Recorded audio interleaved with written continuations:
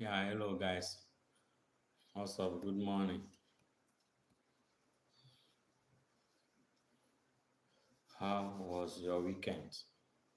Is it good? Okay, my side, I'm fine. I'm doing well.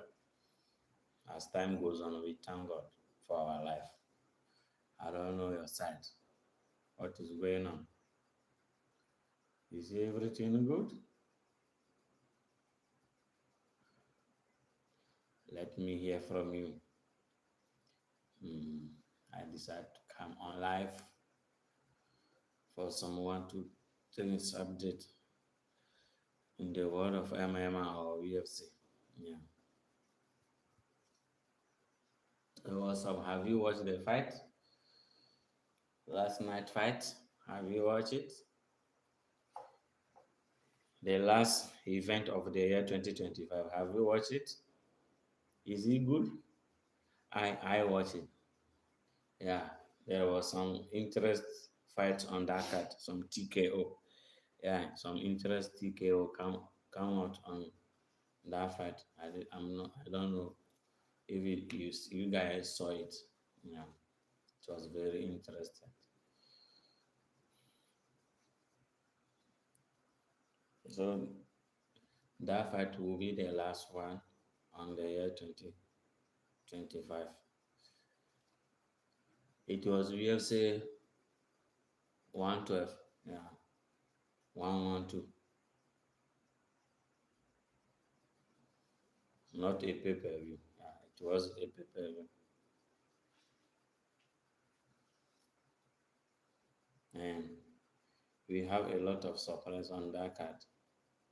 Yeah, we have a lot of surprise. So, not not waste a lot of time. Let us dive into business. Let us talk about business. Welcome. If you are just joining me, welcome. I just started the live. So please, when you are here, let me know where are you streaming from? Are you watching from? Let us give shout out and interact to each other. So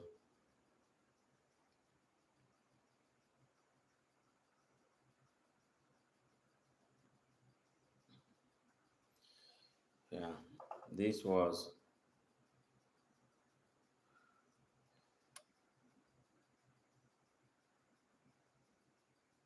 this was the main bon.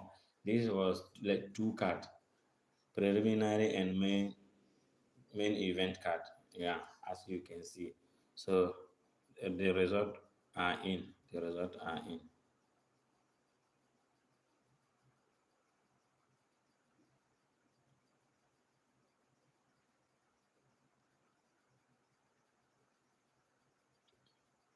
The result are in. But I'm not going to talk about the preliminary card. Yeah, I'm not going to talk about the preliminary card. But let's go straight dive to the main card. The main card. The fight started by yeah King Green. Yeah, King Green and Gibson. King Green and Gibson. Gibson is a fighter from Canada, and Green is from USA. But the fight, it was quite interesting. As you know, Green always, when he's fighting, he demonstrates a lot of skills. So it was very interesting, that fight. But it was a decision. Yeah, it was an unanimous decision for King Green. Yeah, he won the fight. King Green won the fight. Yeah, a fighter from USA won the fight by unanimous decision. It was very interesting.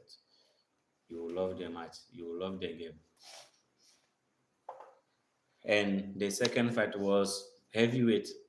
Yeah, it was heavyweight. Chukwu Eze Chukwu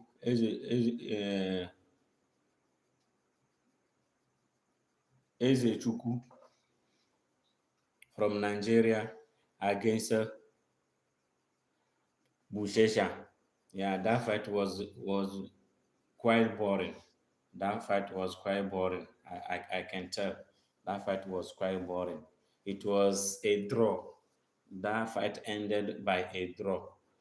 I'll show you the cards. Yeah, I'll show you the card result. How they score the fight. Yeah, I'll show it very soon. That fight, it was heavyweight, but you won't feel say that it was a heavyweight. There was a referee interaction, uh, redrawing point from Nigeria guys from Chukwueze. Yeah, he is fighting by opening his finger. Yeah, so he put his finger in eyes of Bushisha and giving low blow. He give him two low blow, so they deduct a point from him, 2 points from him. Yeah, so it was a draw, heavyweight heavyweight division. It was a draw for the fight. The next one was the French guy Costa from Brazil against Charrier. Yeah, this fight was very, very, very amazing. It was nice fight. It was a TKO.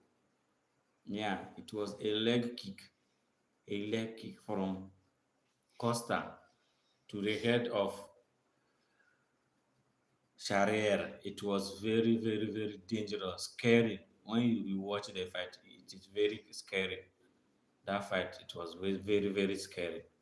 Yeah, it was a victory, TKO victory from Costa. Fantastic fight. Yeah, and the other one, Almeida from Brazil against Domzungu from Poland. It was a decision. It was a decision victory. Yeah, it was a decision victory. So let us go to the main event. No, the co-main event. Shikaje against Valejos. This fight too, it was quite interesting. It was very good. It was a TKO. It was a TKO victory from Valejos. Yeah, Valejos won the fight by TKO. Yeah, that fight too, it was very interesting. And last but not least, the main event too, it was a victory. It was a TKO victory from the Portuguese Cape. Yeah, it was a victory for Cape. Gape won the fight. Yeah. So after winning the fight, he sent a strong warning to Joshua Van. This is some TKO from Sharia, from Costa. This is some TKO from Costa. See, he don't know where is he. Per investigation, he said after the TKO, he was asking where is it? What is he doing here? What is he going on? As you can see, first round, 3:47, 3 minutes 47 seconds. First round, knockout, knockout. See, amazing, hmm. Amazing celebration. These are some celebration from Costa. Yeah, very interesting. This was a draw. This was a draw from Chukwueze. He did not do well. Chukwueze deceived me. I thought my fellow African guy would do. He will get a good result. But after the fight, this is the result from the UFC news official page. Yeah, USA Vegas 112 official result. Kennedy Nzechukwu and Marcus Buchecha fight to a draw 28, 28, 28, 28. So all three judges they score 28, 28, 28, 28, 28, 28. Yeah. So this is a draw from the other fight, as you can see. So now let us hear after the win from Gape, the main event, he granted an interview. Gape, he granted an interview. I don't know. Wait a little bit. How can I say this? He granted some interview.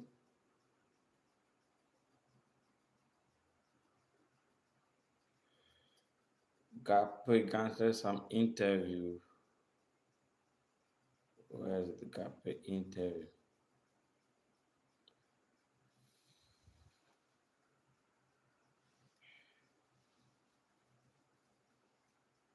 Looking for an interview.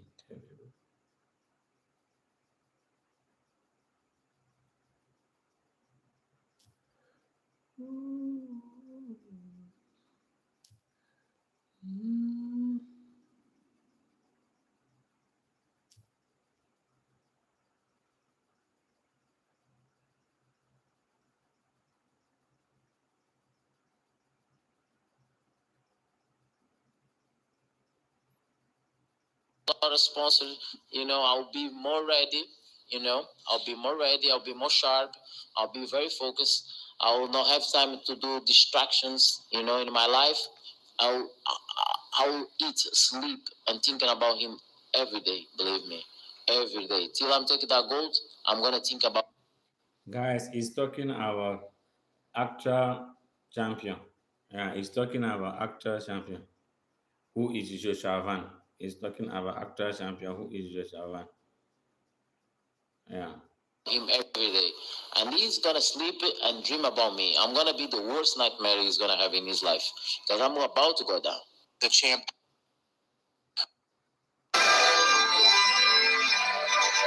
Not a sponsor, I'll be more ready, I'll be more ready, I'll be more sharp, I'll be very focused.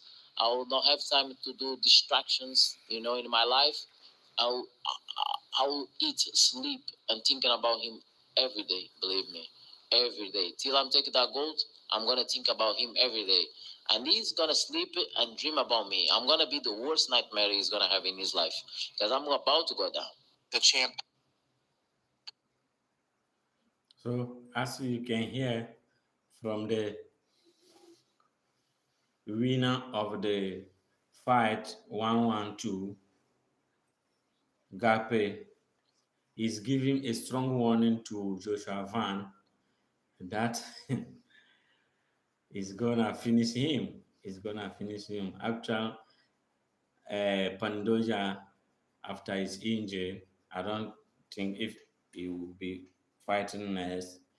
If it's not Pandoja, it will be Gape. If this extraordinary fight he come out with, it was very good. So I think he will have a title shot. Yeah, I think he will have a title shot. So that's what he said, as you can hear him after the fight. That's what he said. Yeah. So let us go to some updates on some big men. This is Pandoja.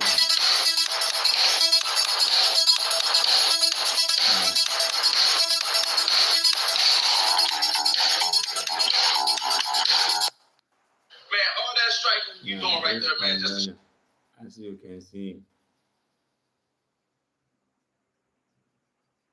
on training ground.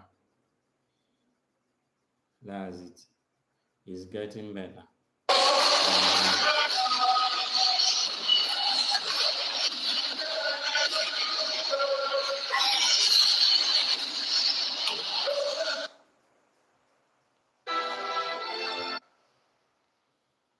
So that was Pandoja. Yeah, is hitting the gym center. Is hitting the training ground. He said he will not allow his incidents, yeah, be a break for him. His success. So he's training very hard. Yeah, he's training very hard, as you can see.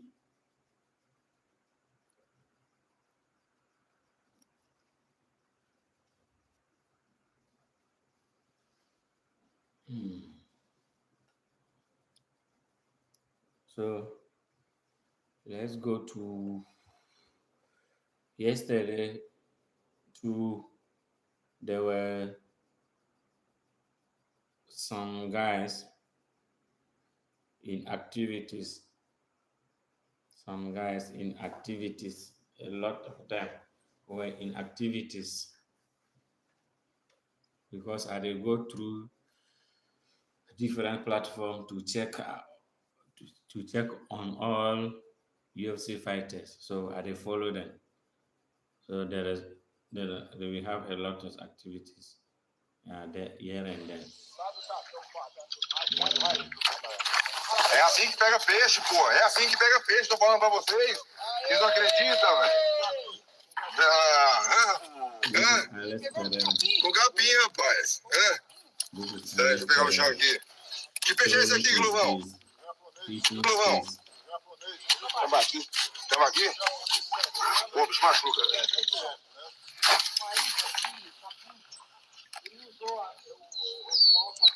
Ô, Alex, os caras gastando dinheiro com comida pra peixe, é isso? Pô, é difícil agora. Traquear. Aí, ó. Aqui nós faz assim, ó. Aqui nós faz assim, ó. Ó.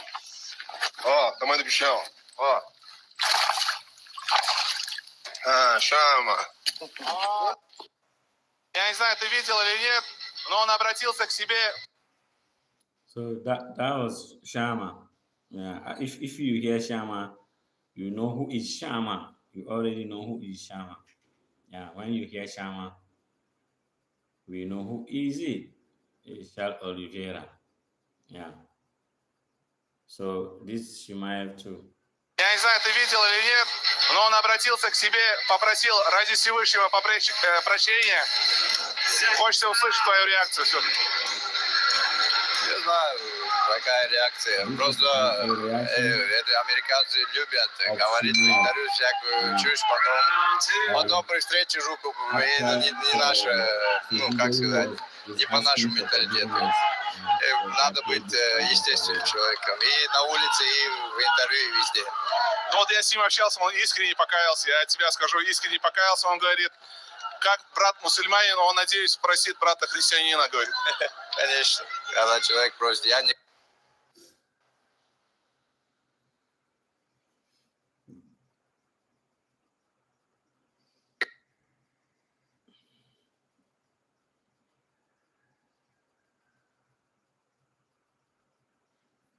Yeah, this is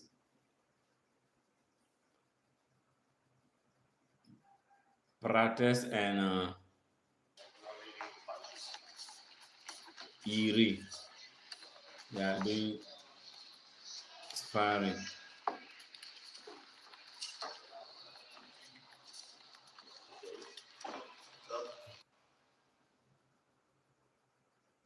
This is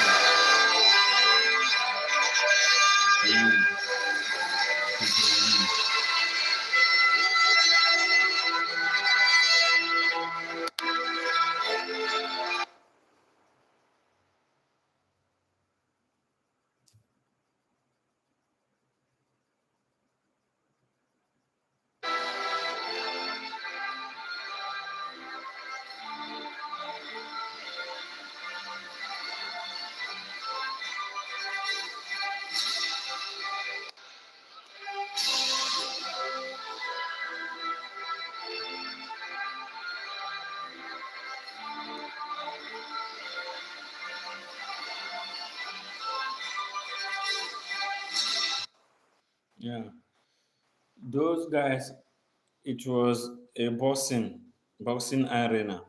Yeah, it was boxing arena, and those guys, but they are from Russia, so they invited them. As you can see, Bivol was there. Atube Terebiev too was there. So as you can see them, they were honoring Russian anthem. Yeah, they were honoring Russian anthem at that time. That's why you saw them. Petrayan was there, and Islam Makachev too. Hey, wow. Kamzat Shimaev. Kamzat Shimaev too was there, as you can see them. Yeah. So, Paddy Pimble too granted an interview to a journalist talking about the division 70, 70 division, and is Arman Surikan who is talking bad about him. Let us hear it. He's got a lot going on in his personal life, lad, and like I wish him nothing but the best with it. That's nothing to do with me and him fighting. That's his family, and I hope everything goes well. I hope that goes perfect for him. All I care about is getting him in that octagon and fighting him. Anything in his personal life, I hope it goes well. But you never know. If he doesn't come back by June, July, then he might have to vacate his belt, and I'll become undisputed champ without even fighting. It's idiot. Ilya is the man. So Ilya's who I'm gonna fight. Arman just talks a big game and he's shit. Arman's made his own bed, lad. He can lie in it. He dug his own grave. Pulled out of a title fight the night before. Punched the fan on his walkout. Headbutted someone at the fucking at a weigh-in. And he's beat Dan Hooker, who I like Dan Hooker, but he can't grapple to save his life. You know what I mean? He's beat Dariush, who looks about 65 years of age. And he beat Charles Oliveira, but he never. I thought Charles Oliveira won that fight, and so did a lot of people. So he hasn't done that much himself to deserve this. So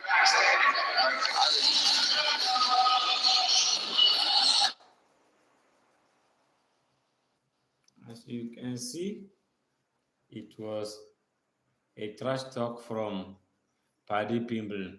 Yeah, talking about Topuria issue, family issue, and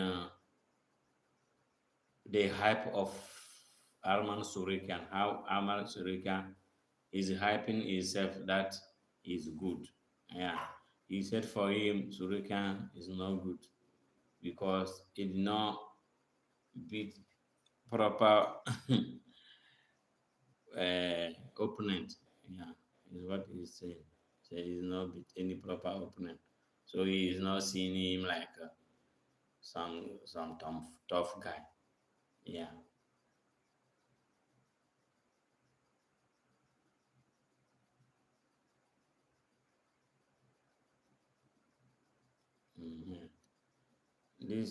Con el tuit donde anunciaste que no peleabas en el primer trimestre al menos, pero ¿cómo fue para el UFC? ¿Qué tan comprensivos fueron? Porque obviamente pues todos los peleadores pueden pasar por temas como lo que estás pasando, personal, etcétera. ¿Qué tan comprensivo fue Hunter? No sé con quién hablaste en ese... La verdad que fueron excelentes conmigo, han tenido una conexión especial conmigo, me han entendido sin tener que dar muchísimas explicaciones.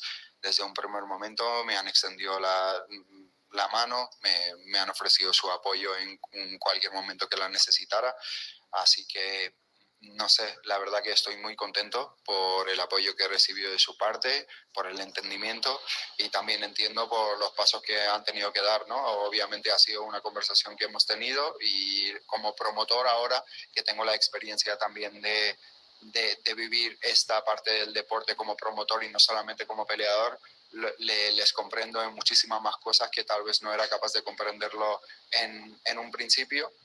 Así que estoy muy contento, la verdad, por la relación que estoy empezando a tener con la UFC y por la comprensión que han tenido conmigo. De los más emocionantes para el público.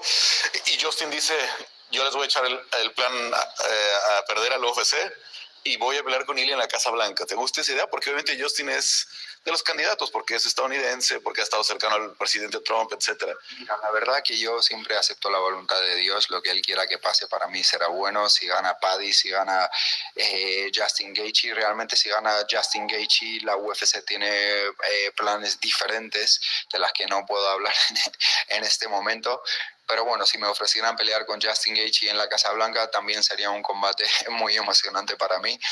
Sería algo que me ilusionaría muchísimo. No sé qué tan capaz va a ser de arruinar los planes de la UFC y los planes de Paddy Pimblett.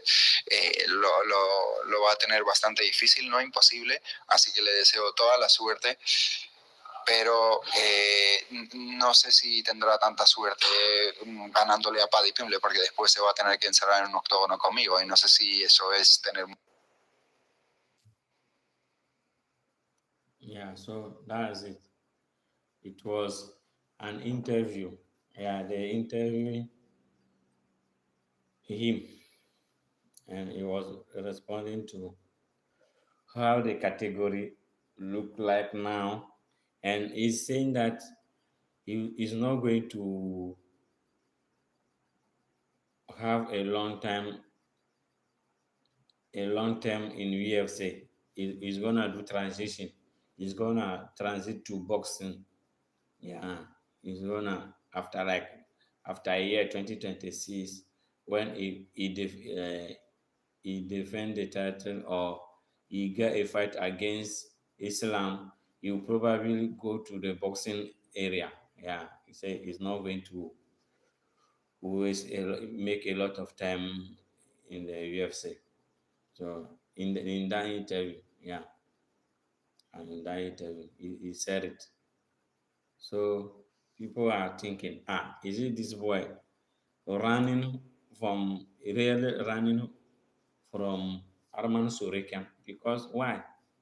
You are young and you said your UFC is almost done for you. You will be going to boxing arena. So people are asking why? Why this quick decision? Yeah. Why are you running?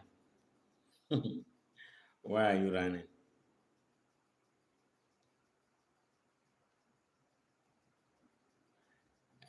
Yeah.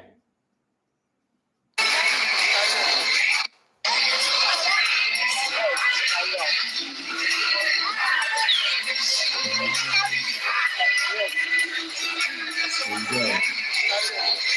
This is Hasbula. Hasbula. I don't know if you know it. It's a popular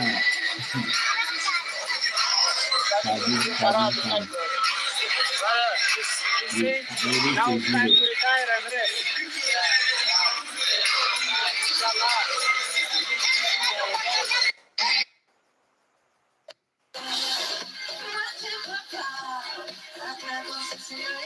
This is Conor McGregor wedding.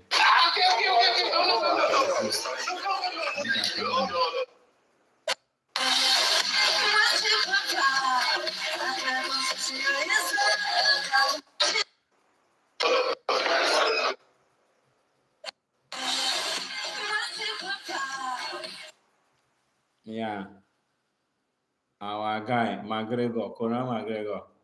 But you hear that he got married this weekend.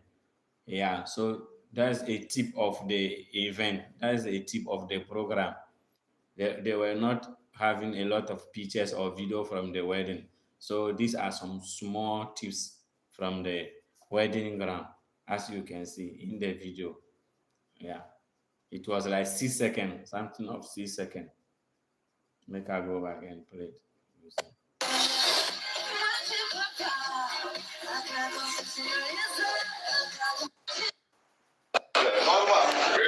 And this video this is John Jones. John Jones. Yeah. But last week or last 2 weeks, you hear that he went to Chechen. Yeah, he visited Chechen. So at his store, a guy like I don't know, like it's the way they show love there. I don't know. He's trying to take me down. He's trying to take me down.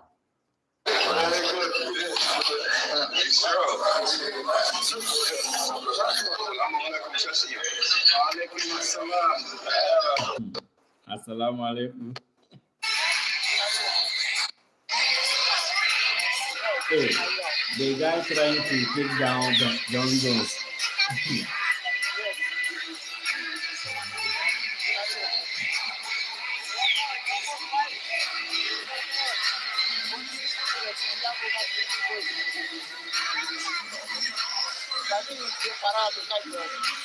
Brother, he's saying now it's time to retire and rest.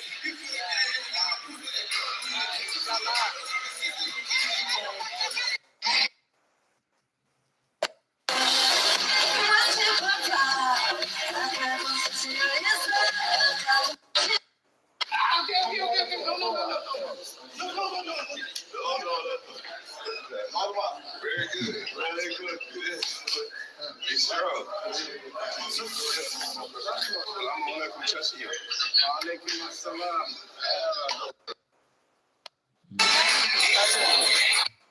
So guys, as you can see, yeah, that's it. Hey, John Jones. John Jones got problem. Last time he was carried by Kamza Shimaev last time.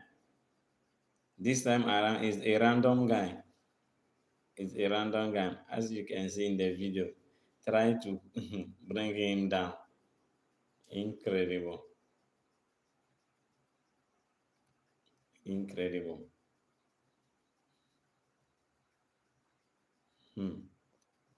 So what's up?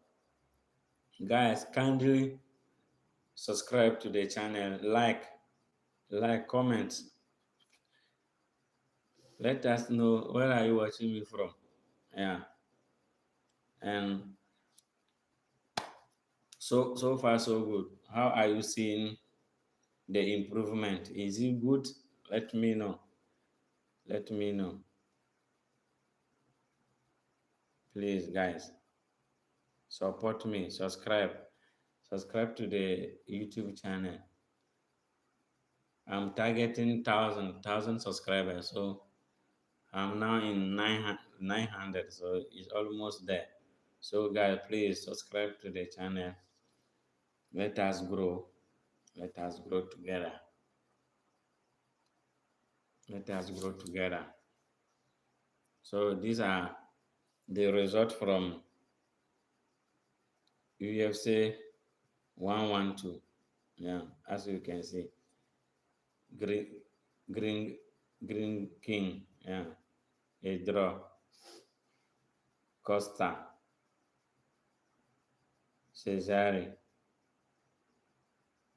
Kevin. A win. Manel. A win. As you can see.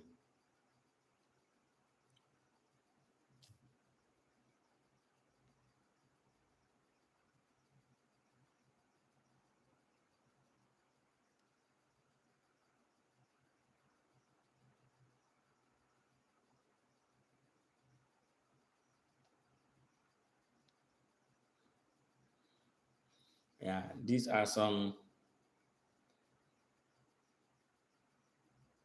talk from Topuria.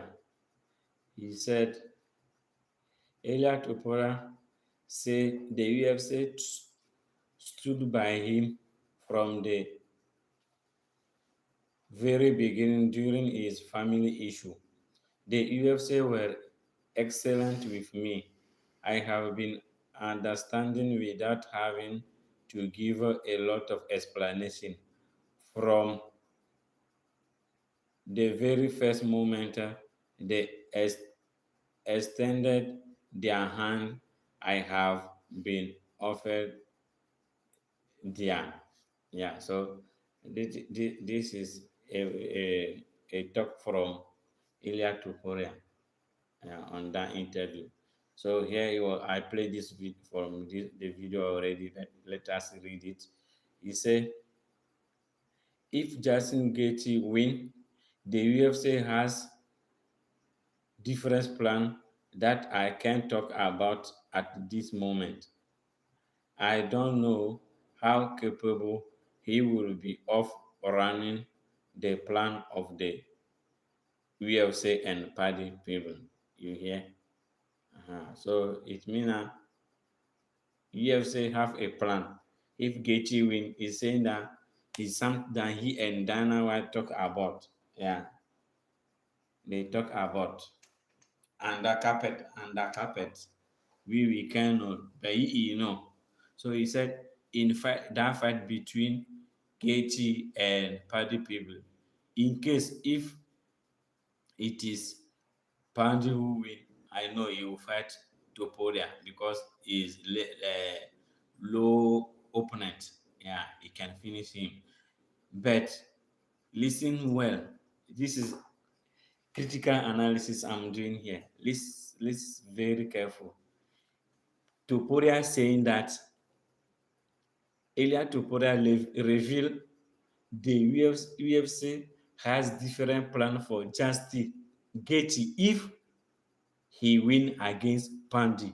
So guys, what do you think? What do you think? Just do normal analysis.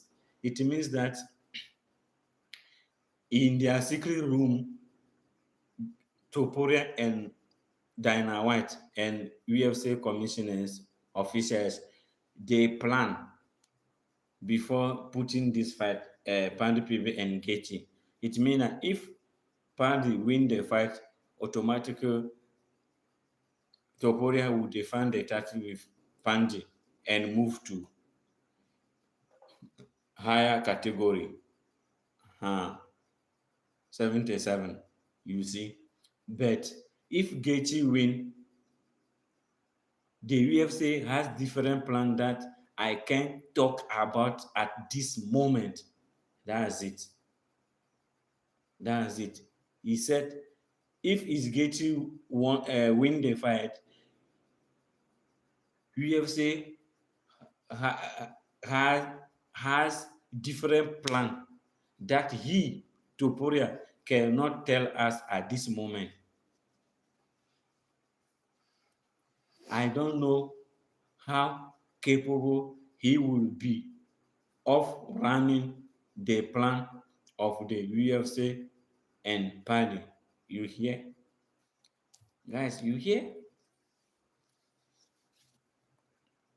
That's it. You hear it?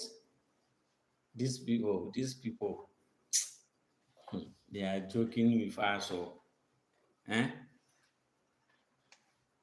Bookmakers, matchmakers, event organizers on UFC, Charlie, they are on agendas. Oh, they are agendas. They are doing agenda.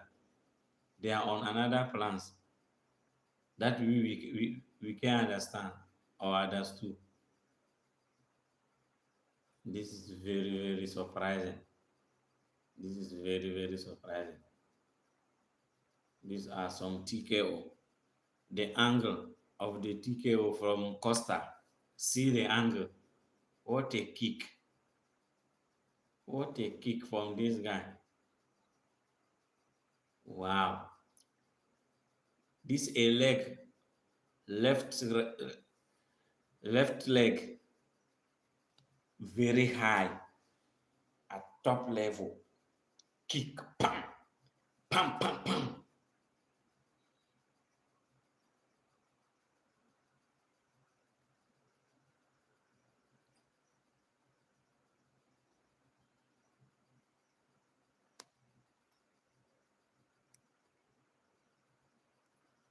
Wow.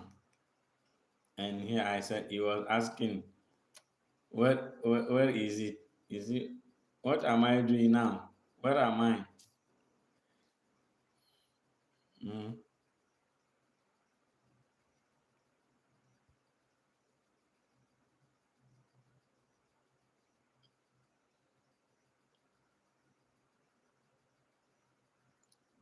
So that's it. These are some results from the card. Yeah. This is officer scorecard.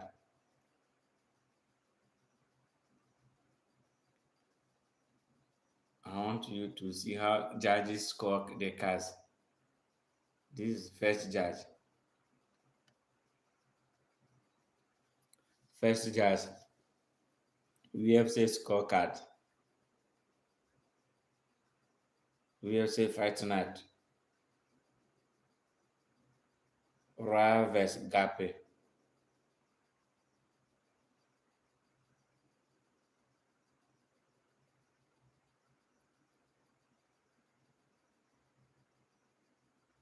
You see?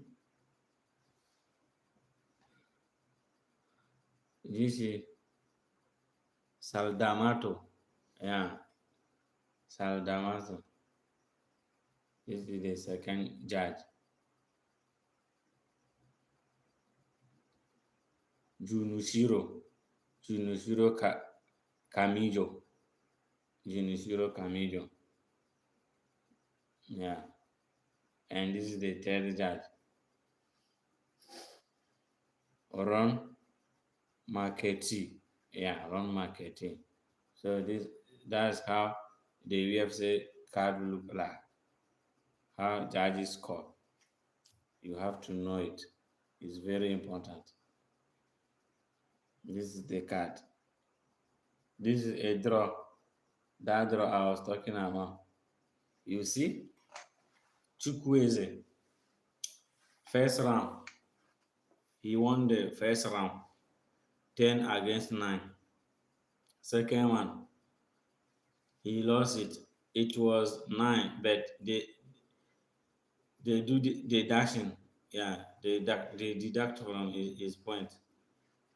So you see, it was 9, but at the end he get 8. And the third round, it was 10. It was 10 against 9. So it was 10 plus 10. You see, 10 plus 10, 20 plus 8, 28. Here, it was 9, 9, 10. So if you do 9 plus 9, 18 plus 10, 28. So other judges, they score. You see? Uh-huh.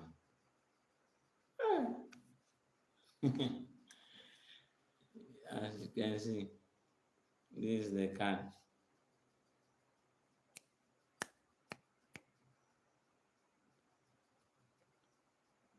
So as you can see how judges mark their points on UFC card. I show you. It is very quite interesting.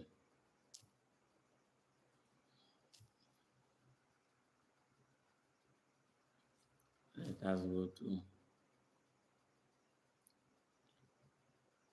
S. What is going there? Here. This is Habib.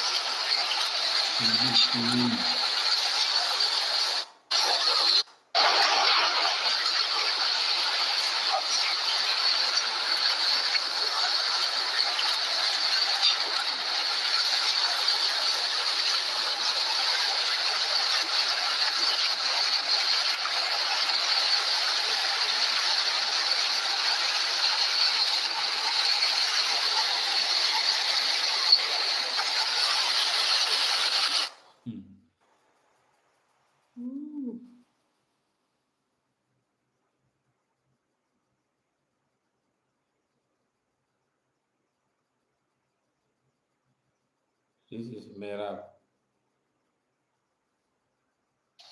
Let's take out some stitches from here.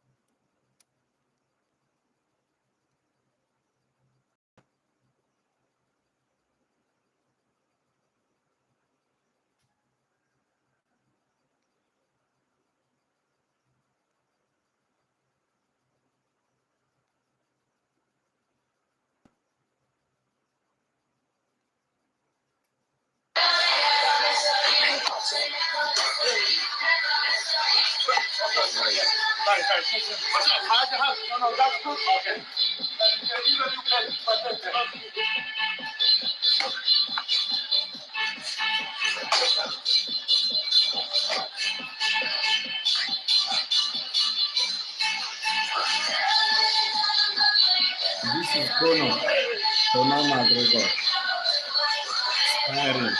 But I told you, we're willing to come back. USA White House.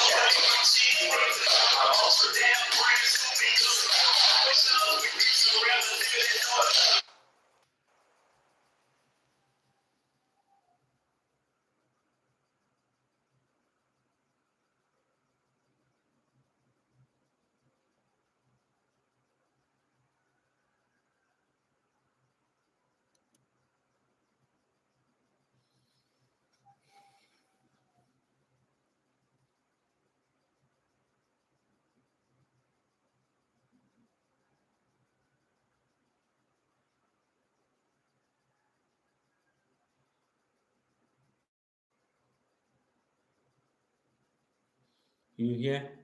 This is where I was, what I was telling you, Topuria.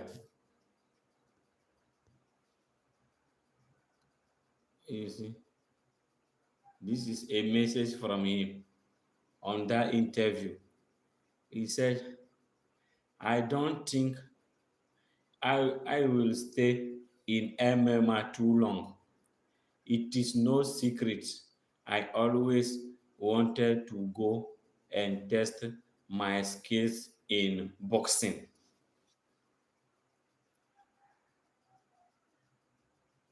I want to finish my story in MMA first. I will make my transition to boxing and I'm going to surprise people. Elia Tuporia. Yeah, this is what I was talking about. That in that interview, Elia Tuporia stated clearly that it won't be too long. He will be leaving UFC. Yeah, if they said MMA, it means UFC. MMA is Miss Martial Arts. Yeah, Miss Martial Arts. Yeah, where UFC is United Fighting Club. Yeah, UFC, United Fight Clubs, UFC. The MMA is Miss Martial Arts. So he said, I don't think I'll be staying in MMA too long. That first line. That first line is clear. This guy is running. Sorry for the word if I said he's running. Because how? You fight, your fight didn't even reach 10 fights. Eh? Your fight didn't reach even 10 fights, and now you won't move. You won't go to somewhere. Go. Go. Bye bye.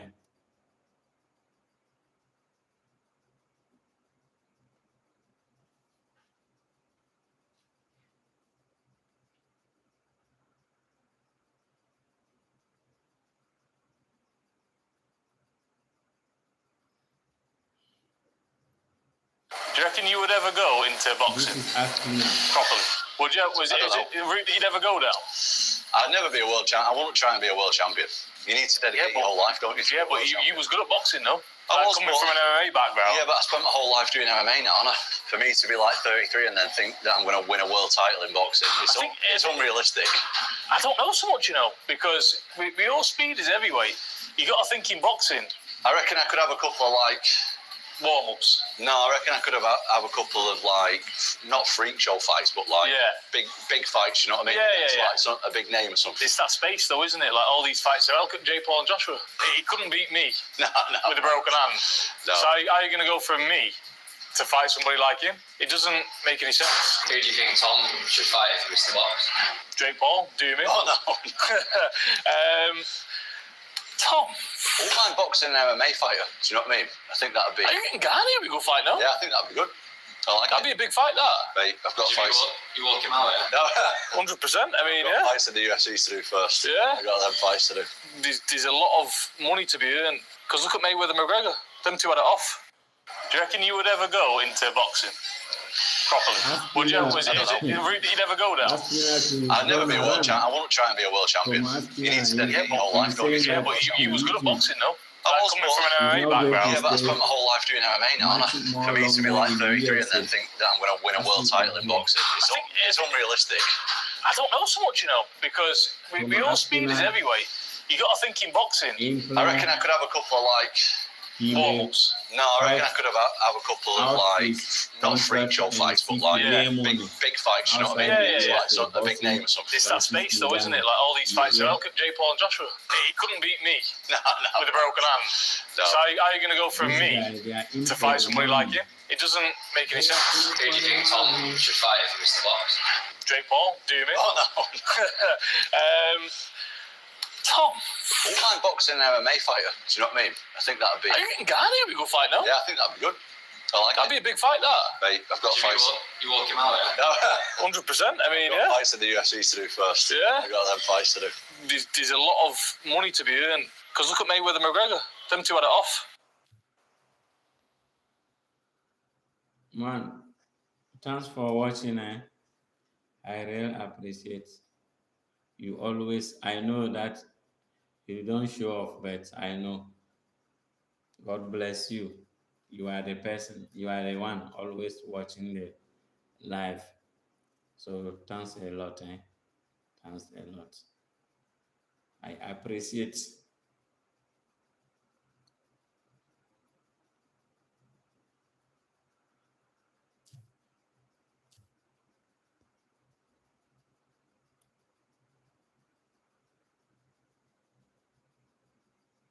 Let us run it. Talk is cheap. This is Joshua Van. Give response to Manel Manel Cafe. Yeah.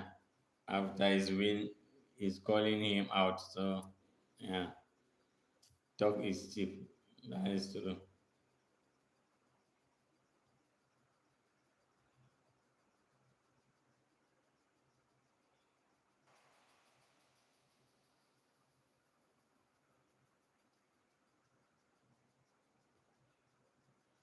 People did not defend their title right now. Their menu.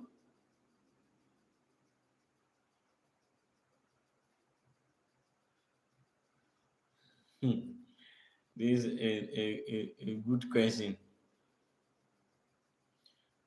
Which champion do you see losing his title in the year 2026? I receive Van. I receive Van. For me, I receive Van. Ooh, hot cake. Hot cake. Hot cake. Hot cake. Ooh. UFC 324 is here. January 24. Hey, what a coincidence. Coincidence. It will be January 24 and the UFC pay-per-view is 324. So they have something common. 24. January 24.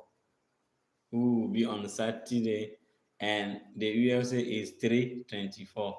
Wow. Something common.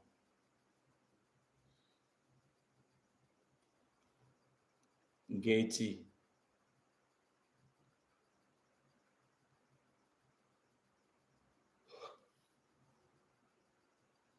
O'Malley. Uma Figueroa. Costa. Lewis.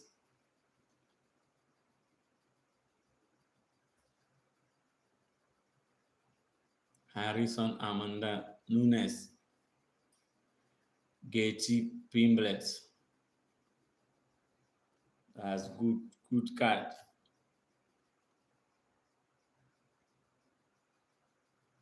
I don't think I'll stay too long in MMA. Man, it's running.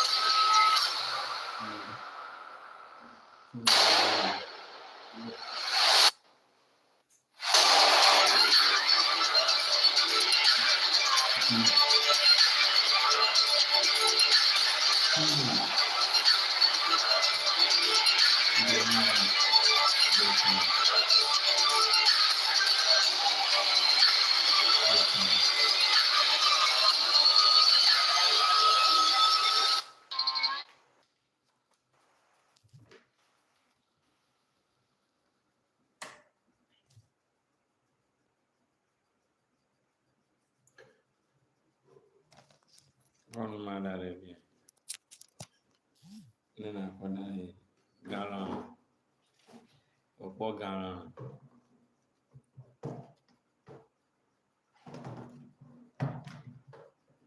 Ega.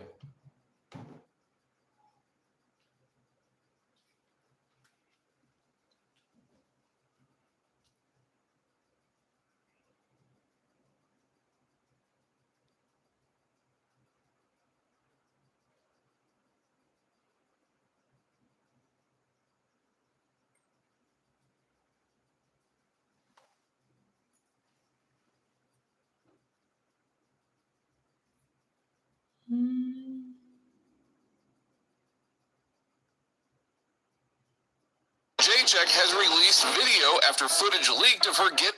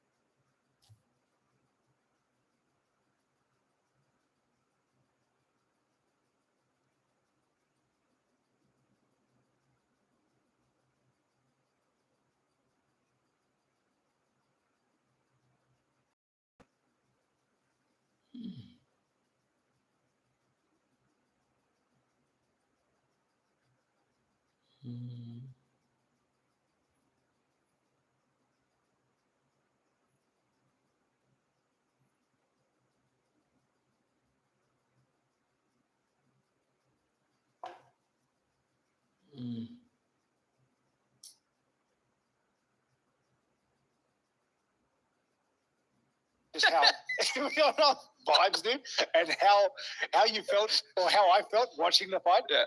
Piotr just looked in control. Yeah, man. And it looks like he was picking his shots, and his shots were hurting Merab. Mm-hmm. The way that you fight a guy like Merab is that way. You don't beat Merab, I don't feel any other way. Unless you're that sharp of a sharpshooter to where you sting him, you don't beat Merab any other way except standing your ground and fighting Merab. And that's what Piotr Jan did. Yeah. First round, it was going as I thought it would go, with Merab doing Merab things. I thought he was having quite a bit of success, actually, Merab. But then, with about a minute remaining of round number one, he gets clipped. And he gets clipped with a beautiful right hand from Piotr Jan. And it was just enough to make Merab think. I think him backing Merab up made it much harder for Merab to shoot. He shot half as much as he did in the first fight. I think the body shots made a huge difference. He attacked the body often with kicks and punches. Yeah, it really was one of those fights where it makes you proud to be involved in the MMA world, to be an MMA fan, because it was brilliant stuff from start to finish. High pace, very technical, two guys giving it their absolute all. If Merab can't get the takedown, then his game cannot flourish. He can still beat you, right? Like he beat Corey Sandhagen on the feet, but his game is evolved around that takedown. If he's able to get takedown or wear you down and break you mentally and physically and your spirit and your conditioning, he will maul you. But that's something he couldn't do to Piotr Jan. The Piotr Jan we saw in the octagon against Merab tonight was, in my opinion, the one we saw before he lost the title to Sterling with that bunny knee. The one that has an answer for every position. The one that has the highest caliber of skill in wrestling, jiu-jitsu, especially kickboxing, and most importantly, putting it all together. It was just a very strange yet really great performance, right, by Piotr Jan. Great takedown defense, pieced him up on the feet. Everything was clicking all at the same time. And Merab could never get his takedown going consistently, could never get his top game going consistently. Got taken down himself in this fight. Petr Yan built on what he did in the first matchup with his defensive wrestling and was able to really utilize offense when he needed it. His strikes were devastating. His shots to the body, his full arsenal of striking, his defense, both with his wrestling and with his jiu-jitsu. It was an absolute masterclass. And then not only did he do a great job with his striking, Petr was the one that found a lot of success with his wrestling. Because I don't know that Merab Wallace really expected him to be taking him down, but we know that Petr Yan has that ability. Yan just got busy to the body pretty early. Second, third round, he started kicking to the body, started kneeing to the body, started putting some work there. And it seemed like every time that Yan threw a body shot or a body kick or a knee, it was landing to the point that Merab just slowed down. It's probably the best we've ever seen Petr Yan fight. It's going from southpaw to orthodox, keeping our hand in front. Each time Merab would fail a takedown, Petr Yan was right inside the void, throwing some type of exchange. The performance from Petr Yan was just sublime. It really was. It was calm, composed. He was precise. And on the flip side, Merab never stopped trying. All credit to the guy. His face was black and blue. He was covered in blood. I'm not going to sit here and pretend that Merab Wallace really wasn't more tired than we've seen him in a really long time. And I believe that was because he couldn't really dictate to Petr Yan as we are used to seeing him dictate to most people. He was having to defend more. He was having to get back up when he was getting taken down. Probably did not expect that. And that's one thing that he did not have to deal with in the first fight. Because I just don't think from what we saw in the back room, the morning shakeout, the week of last week where he's doing his sparring, it just didn't look like the same intensity. The setups didn't look anywhere near the same. They were they were a lot more predictable. It wasn't like a classic Merab level changes and things like that, pressuring and pacing. But yeah, that's just all I got to say about that. He cracked him early in that first round. Boom. And I feel like that got Merab's attention. Didn't really start to, Merab wasn't questioning himself. Second round, maybe a little bit more. Third round, you could really see, like, okay, shit. And then I was also like, third round, Petr started kind of maybe looking a little bit more tired. No, kept that pace. Did not give up any bad positions. God, I cannot wait to go back. I rarely get excited to go back and rewatch a fight. And I'm excited to go watch that one. It all comes down to preparation, right? We saw Sean O'Malley hurt Merab in the 5th round at the Sphere. Nobody else had hurt Merab since then or hurt him with a couple punches. But Petr Yan and his team recognized that he got hurt to the body. When you get hurt to the body, that's not something that you can improve on. You just got to find a way to get to that shot again. Bro, Yan kicked him. Yan kicked him so hard. Merab yelled, "Ah!" Dude, was that not the craziest thing? To see a champion get kicked to the body so hard and hurt that he screamed? And it happened 2 to 3 times. And he attacked that liver so beautifully. And Merab's a hard-headed mother effer. He's got a rock chin. It's going to take everything to rock him and be able to put him down. And he started to go after the body. And credit to Merab. The dude screams in pain from the body shot and then just stays on his feet.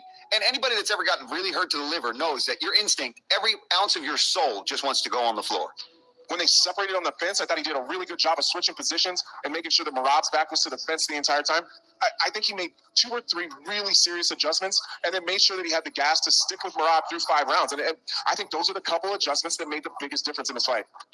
Petr Yan had the answer for every single takedown that Merab was throwing at him. He got lifted and scooped one time, taken down, scrambled his way to the top position. Beautifully done. I thought this fight, I didn't think this fight could be this exciting. If you get taken down, your job, number one job as a striker, is to get the fuck up as quickly as possible. Do not settle. Get up. Imagine if the floor is lava like the kids' game. Get the fuck up or you're finished. And that was Yan. As soon as his back, as soon as his hips, as soon as his arse hit the floor, he was scrambled back to his feet. Petr Yan's timely takedowns as well. He took out Dwalishvili down 5 or 6 times. Merab was 2 for 29 on his takedowns. He had like 25 seconds of control time. A lot of those shots were not good at all. And I think Merab, as much as I loved it in the moment, the crowd went nuts when he did get that big hoist. He picked him up. He had him up in the air, and he was looking at Dana and waiting to get Dana's reaction. I think he gave away control that he could have had on the ground there, because then when he finally did slam him, Yan was already preparing and he said, okay, you got me. Yeah. You got the takedown, but I'm going to be ready. As soon as I hit that mat, my ass is popping right back up, and that's exactly what he did. Who won the first 3 rounds? What was the split? Because let me tell you something. After round 3, Merab's corner tells him, If you listen carefully in the corner, you hear it. If you listen carefully, you're up 3 rounds, they tell him. You're up 3 rounds. Now, let me tell you something. On my scorecard, I had it 3 rounds for Peter Yan. Mind blow. They think they're up 3 rounds. I think they're down 3 rounds. The fact that he ate those body shots and was able to bounce back and recover, like, that was super impressive. I'm like, dude, I've been hit to the body, and good thing these guys have never, like, really picked up on it that, like, yo, I am hurt. And it was just a really good shot where they could follow up, and I'm probably diving on those legs, you know what I mean? But he circled, he kept his composure, he did great in terms of recovering, and was able to keep pushing forward to give us the rest of that classic fight. I didn't see a Merab that was listless. He was still in the fight. There weren't times where he wanted to check out. He was moving forward. He was staying active. Was it the sharpest Merab Dvalishvili? Probably not. But this was still a guy that I thought had a ton of energy. He was going for it. He was landing some good shots himself. Petr Yan was just better. A really easy way to stop a wrestler from shooting on you is to meet his level. Okay? So, like, if he drops for a shot and you drop to the same level, you just clash. And he was kind of using that, but effectively by throwing over with his right hand to not only stuff the takedown, but maybe clip Merab on the way in, which he did multiple times. And again, and Merab didn't necessarily look bad. Like, it wasn't that he just beat him up and Merab looked bad. He just looked so good doing what he was doing. The jab was on point.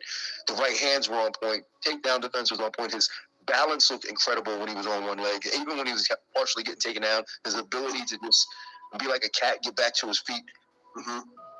Breaking grips from behind, like, everything that he was doing, like, you could tell that he had prepared for the last couple of years for this moment. And, you know, I just sort of feel like Petr Yan is the more explosive athlete. I did think he gassed a little bit, did Yan, in the middle of this fight. He unequivocally got a second wind and was masterful over those final 2 rounds. He went in there and dismantled Merab. Didn't slow down a second. Didn't give a single position. Took Merab down. Took the fight to him. And honestly, that was the most clinical, leveled up version of Petr Yan we've ever seen. Like, this skill-wise, that fight was so far above the rest of the division. Merab looked like he went out there and tried to finish the fight multiple times. Yeah. Like, he really did look like he put everything on the line, tried to get Peter out of there when he knew he was down, or it seemed like he knew he was down.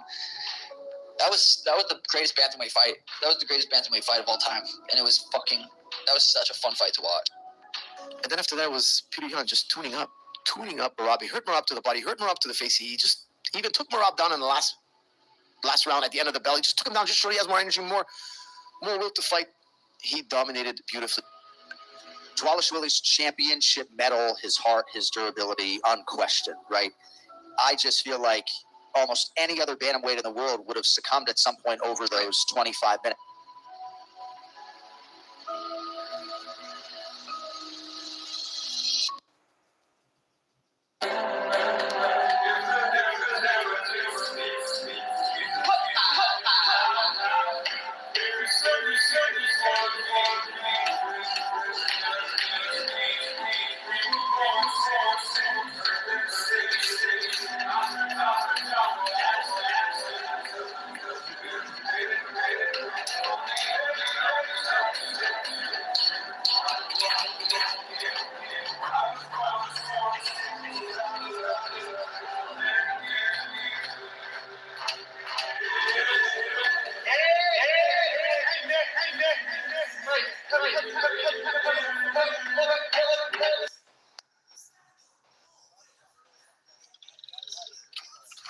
É assim que pega peixe, pô. É assim que pega peixe, tô falando pra vocês. Vocês não acreditam, velho? O capim, rapaz. Peraí, deixa eu pegar o bichão aqui. Que peixe é esse aqui, Glovão? Glovão? Tambaqui. Tambaqui? Pô, o bicho machuca.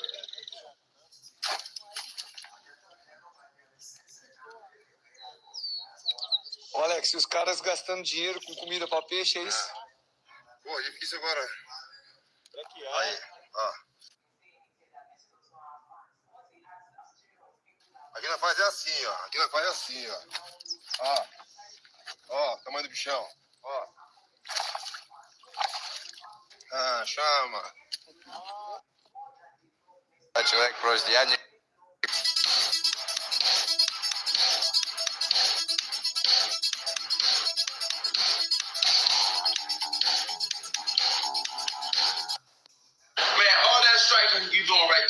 to shoot in the first 5 seconds of the fight is crazy work. So look, Hamza, this is what I'm gonna do for you. If you're able to stay on your feet for 1 round, just on your feet, and not use your wrestling, I give you $50,000. Oh, you heard me right, $50,000. And in your country, rules was about $3 million. So you know that's good money for y'all. And guess what? Nationally, if you're able to match that, that means that's $100,000. So Hamza, take that money or still show that you were pumped by using that wrestling, man, in the first 5 seconds. Matter of fact, I'm at 18 right now, man. I'm going to pull out some money. Matter of fact, I got to get another fight. When I get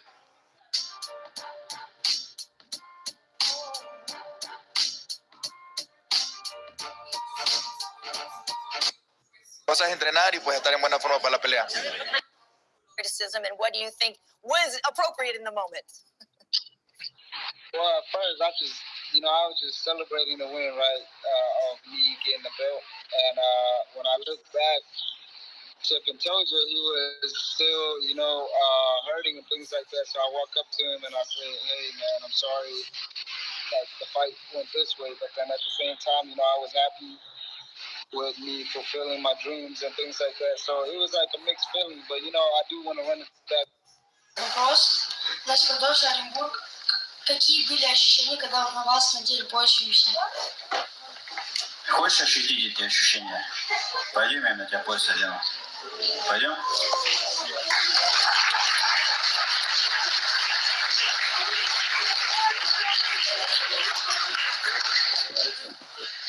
Забирай себе, двигайся с ним.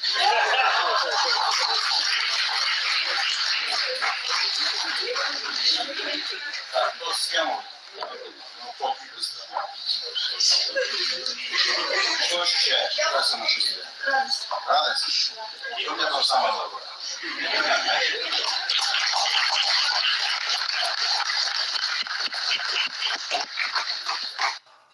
Что они публикуют, он мне скидывает. Мы, в принципе, с ним совместно проговариваем, что ответить, как ответить. Но Саят всегда пытается это сделать, наоборот, более... This is a bank shot. Bank is oh! You make big show. No way.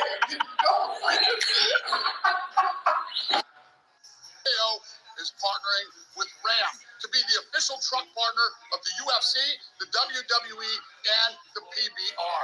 Fans can expect activations, custom content, and on-site experiences from Dodge Ram. And I can tell you from personal experience, these guys are working on some badass trucks coming into 2026. So there you have it. TKO is now partnered. Non, ça ne changera pas grand-chose. Non, je suis pas sûr que ça puisse tourner du bon côté pour Xabi Alonso. Ok. On peut dire non. Non. Faut dire non. Ouais. Mais ça, c'est notre avis, c'est pas ce qui va arriver. Parce qu'on peut le virer. Ah oui, il risque de dire, c'est pas déjà fait. Sébastien, le plus téméraire de nos chroniqueurs. Non, mais évidemment, moi je lui souhaite pas. Oui. Mais ça va vite au Real Madrid, mais les échos qui nous reviennent tendent quand même à démontrer que ça se passe pas super bien avec certains joueurs importants.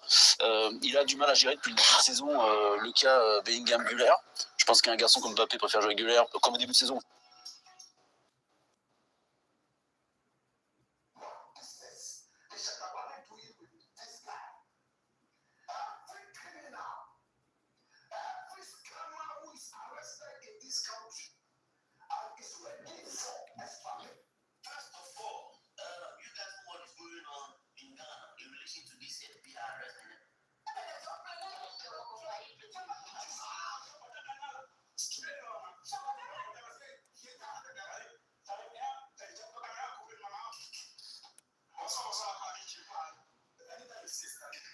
Welcome back to Ultimate Fight News. Today, we're talking about a controversy that's been heating up. Nina Drama versus Khabib Nurmagomedov and Islam Makhachev. She claims the UFC superstars refused to grant her an interview, and their manager, Ali Abdelaziz, made it clear why. Let's get into the details. Nina Drama posted a video on Instagram expressing her frustration, revealing that Ali told her that her interview style wasn't appropriate for Khabib and Islam due to their strict religious beliefs. According to Nina, I was really looking forward to interviewing Khabib and Islam. They're two of the biggest names in MMA, and I thought it would be a great conversation. But then Ali told me my interviews aren't appropriate for them because I asked too many personal questions, especially about relationships and sex. She went on to say that she respected their beliefs beliefs and wouldn't have asked anything inappropriate, insisting, I wouldn't have asked sensitive questions. I know Khabib and Islam are very religious, and I respect that. If I had interviewed them, I would have kept it strictly about MMA, their careers, and their values. I wouldn't have asked anything inappropriate. I just wanted a chance to show that. Despite this, Khabib and Islam's camp stood by their decision and refused to engage with her platform. Nina didn't take it well, calling their rejection unfair, saying, I don't understand this decision. If they had concerns, we could have set clear boundaries. Instead, they dismiss me outright. I think it's unfair to reject an interview without even considering a discussion about what topics are or aren't acceptable. She also questioned why she was treated differently, pointing out, they've done plenty of interviews before. Why am I the problem? Just because my style is a little different? I think public figures should be open to different types of media, especially when it's about their careers. But after facing backlash for her comments, Nina quickly deleted the video and posted an apology on Twitter. I want to sincerely apologize if I came across as disrespectful. I spoke out of frustration, and without fully considering the cultural and personal aspects involved. I still believe their decision was unnecessary, but I respect that Khabib and Islam have every right to decide who they speak to. She also admitted that while she still felt disappointed, she now understood their perspective better, adding, I may not fully agree with it, but I respect their choice. As an interviewer, I need to be mindful of different perspectives. Lesson learned. The response to her apology was mixed. Some fans appreciated her reflection, while others felt she backtracked too fast. Supporters of Khabib and Islam praised them for sticking to their values, while critics argued that this situation highlights a bigger conversation about media access, personal boundaries, and fairness in sports. Should Khabib and Islam have considered the interview, or were they right to stick to their principles? Let us know in the comments, and as always, make sure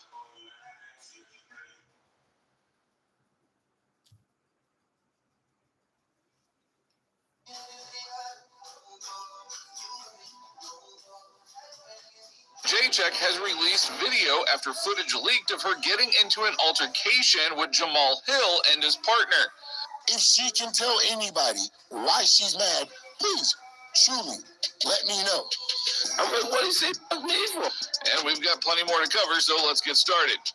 All right, guys, let's be honest. Merab versus Yantu did not disappoint at all. You can honestly say it is probably one of the best fights the combat sports world has seen in 2025. The hype started long before fight night, and sometimes the buildup is the best part. These guys had only fought once before, but in their first fight, Merab dominated and Yan paid for entering the cage injured. A lot of people doubted that Piotr could show anything different in the rematch, but he did, and he showed exactly why so many fans still believe in him. Now, usually rematches happen when the first fight is close, but here the first fight was not close at all. Still, the second fight was insane, fast-paced, huge exchanges, and several crazy moments. One of the wildest moments was when Merab carried Piotr Yan all the way over to Dana White and waited for him to look up. The fans completely lost their minds.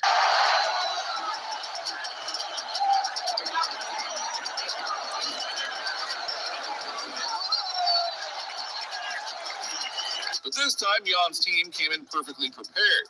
His coach, Kairat Nurmagomedov, even showed the full game plan on his iPad, a decision tree covering every different scenario. If Merab shot a single leg, they had option A. If that failed, they moved to B. If Merab reacted differently, they switched to D, etc. Together, they threw 355 total strikes, but Yan's chin looked stronger, while Merab's face was covered in blood. And then came the drama after the fight. Fans were furious when they heard that at the end of round 3, Coach John Wood told Merab he was winning 3-0. A lot of people think that comment changed the whole fight. They believe Merab slowed down because he thought he already had 3 rounds in the bag.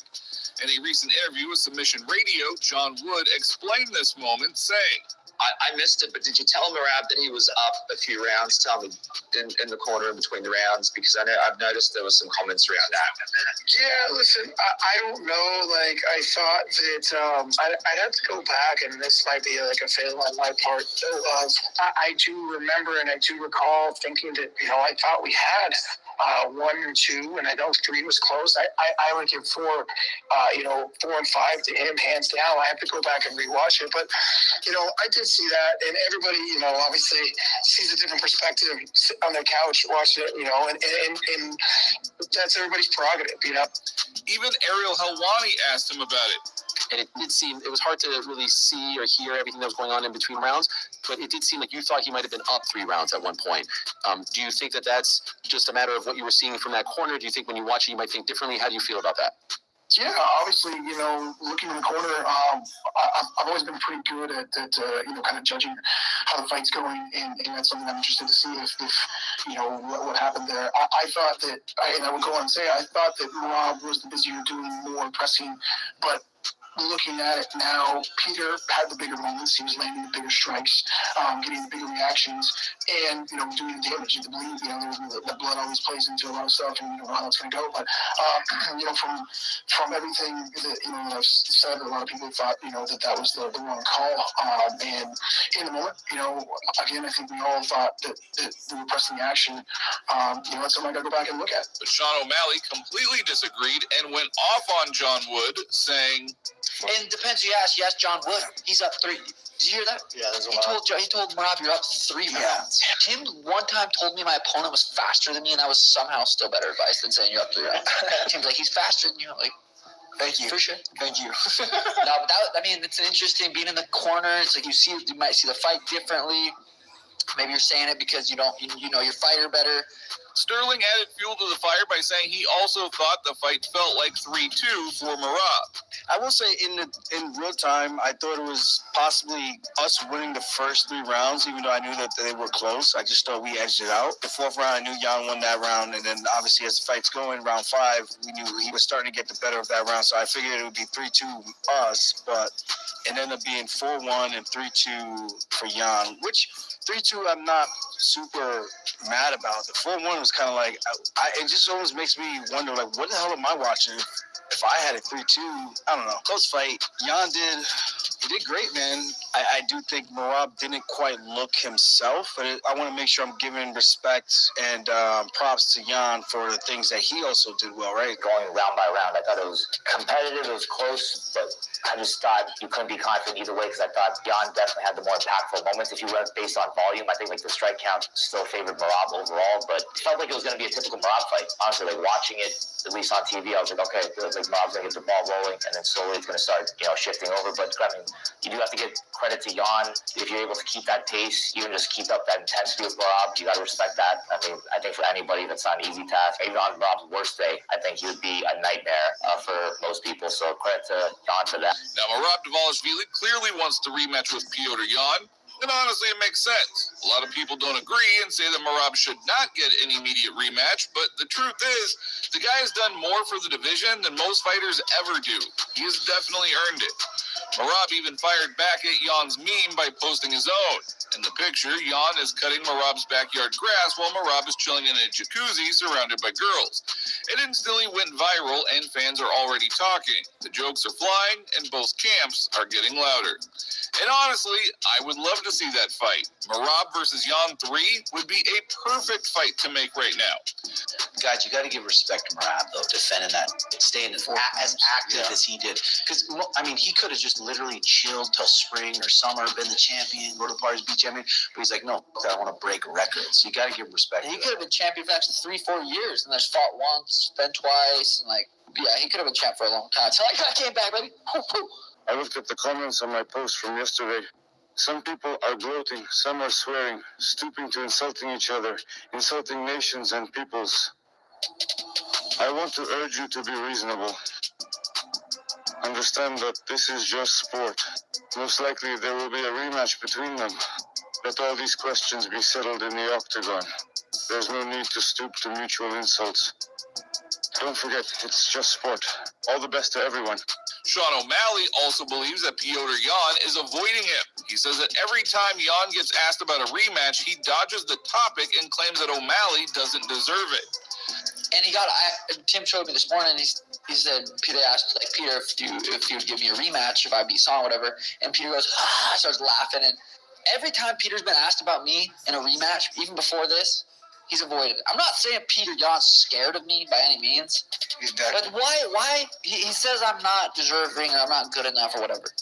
Wouldn't that be a great reason to defend the belt? Wouldn't you want to fight? So I thought why wouldn't you want?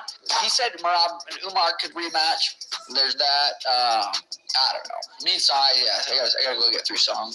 No easy task there. After his difficult loss at UFC 323, Merab Dvalishvili received a heartfelt surprise from Nina Drama, who visited him at home to cheer him up. She brought sweet buns, warm energy, and genuine care. I don't die, but I wasn't sick or something. And I'm fine. See, look at. Oh, you look great. Yeah, the glasses looks good on me. Okay. You want a fork? Oh my God. You spoiled me. Now we have two spoiled guys. Merab and Umar. Oh, Nina, thank you. Oh, thank you, Nina. Oh, this looks good. I'm a Tongan style, you know? He eats everything. Wow, hallelujah. Wow, so you. I'm a Tongan. I'm coming for you. Let's go, Alman. Let's go, champ. That's how we do it. Me and Nina Drama, okay? This is Nina Drama's diet. Yeah.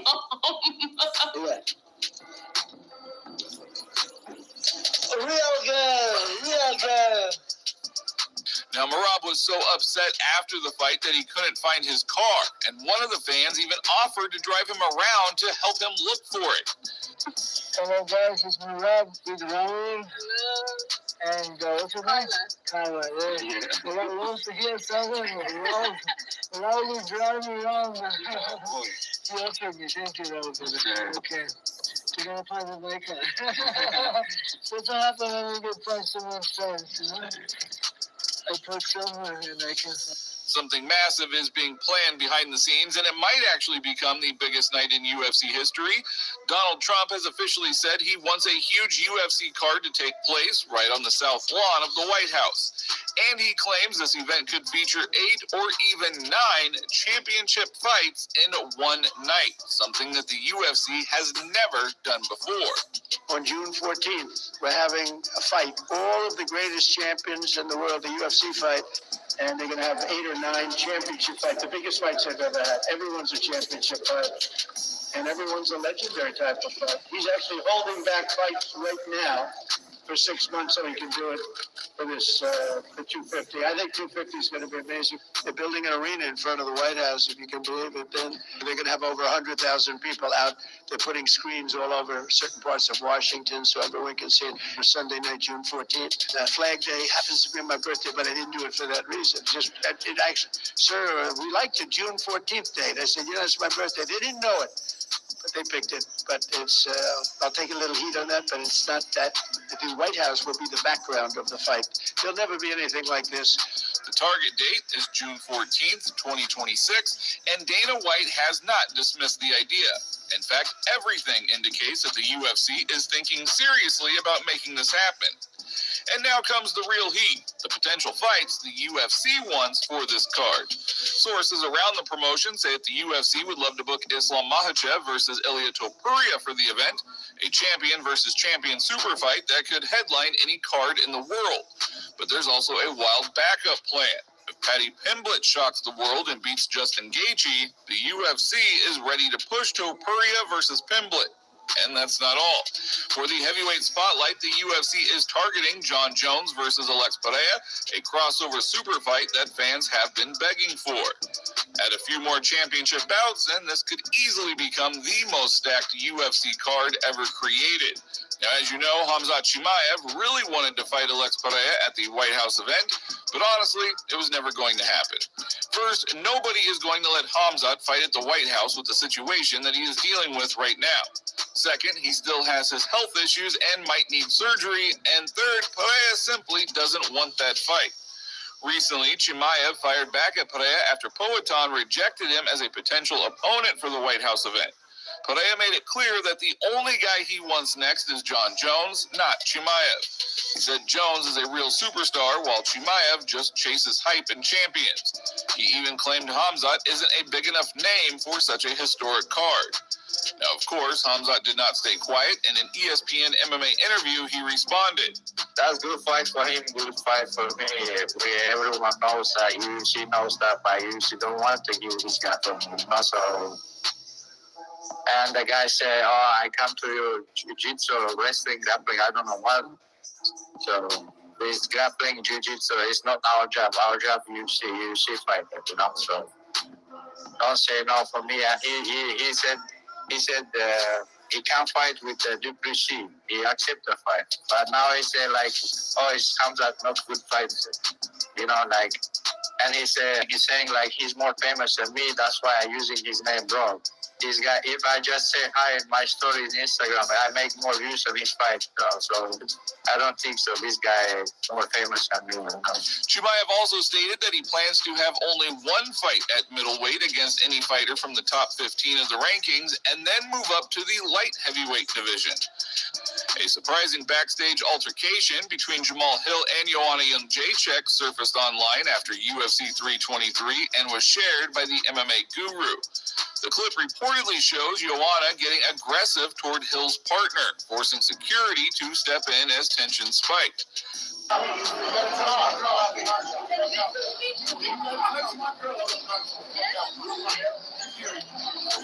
The short video immediately sparked debate, and now Joanna Jędrzejczyk has released a video statement responding to the leaked footage of her confrontation with Jamal Hill.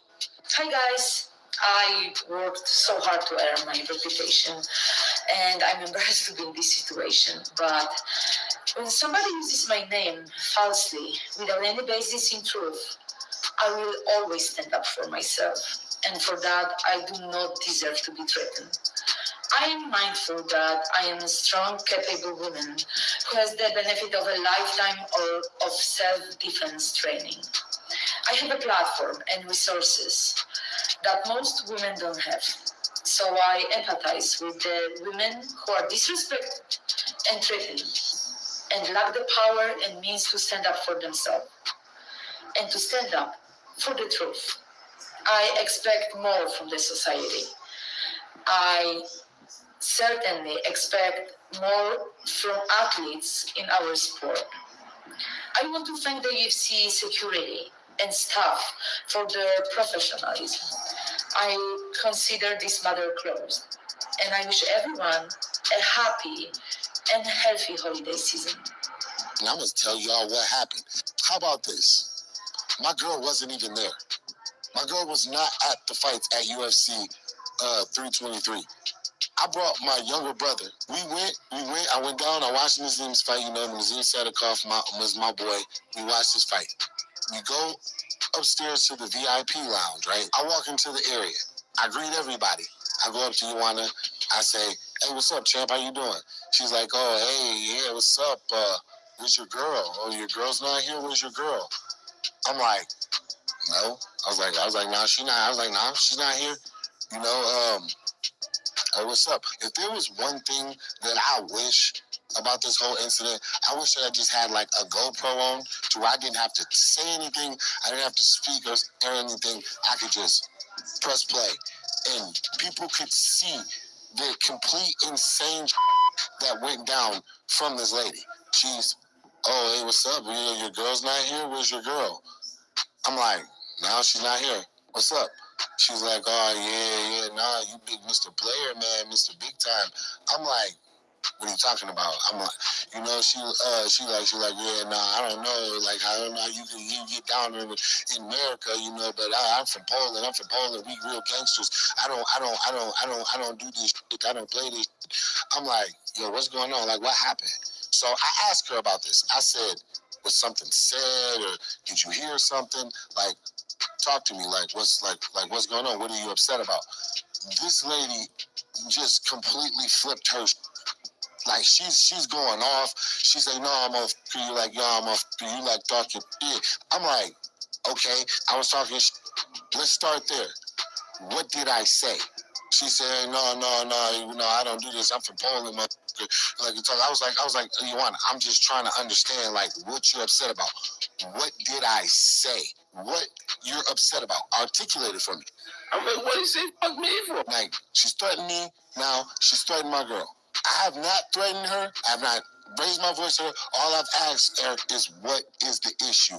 What is going on? I asked her one more time, can you articulate for me what the issue is? What was said? She said, no, you talking shit. Okay, if I'm talking shit, what did I say? Oh, no, I don't know. I just know you talking shit. I just hear you talking shit. I was like, so you are upset with me, and you saying you don't know what I said. You can't tell me what I said, and you can't just, like, you're just this upset, but you can't tell me what I was saying or what you're upset about. I still don't know why she's mad. If she can tell anybody why she's mad, please, truly, let me know. I just want to thank each and every one. Pay-per-view this year, we were having UFC 311, Makachev against Moicano, UFC 312, Duplessis Strickland, UFC 313, Ankalaev Pereira 1, UFC 314, Volkanovski Lopez, UFC 315, JDM against Bela Mohamed, UFC 316, Merab Velajini against O'Malley, and UFC 317 to Korea against Charles Oliveira, UFC 318 always against Justin Poirier, UFC 19 DDP against Shimaev, UFC 320 Ankalaev against Pereira 2, UFC 321 Aspinall against Kane, UFC 322 Makachev against JDM, and UFC 323 Merab against Petrayana. So these are some pay-per-view of the year 2025. That's we just enjoy some, not all of them. So these are some results who came from the fights. As you can see, roll on the screen. You can see in the video in slow motion. You can see some results.